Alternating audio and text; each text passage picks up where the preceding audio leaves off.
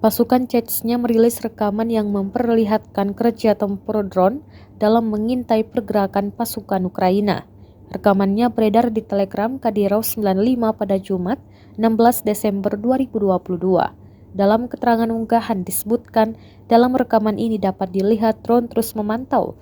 Selain memantau, operator drone Chechnya juga membantu mengerahkan tembakan artileri akurat ke posisi pasukan Ukraina. Dengan demikian, setiap upaya mereka untuk menyerang ke arah Soledar dihentikan, klaim pasukan Chechnya. Pasca kerja artileri, para prajurit pasukan khusus Chechnya bersama dengan Korps Angkatan Darat Kedua LPR berhasil menghabisi sisa-sisa kelompok nasionalis Ukraina. Operasi kali ini disebut dipimpin oleh Wakil Komandan Korps Tentara Kedua LPR, Abdi Alaudinov.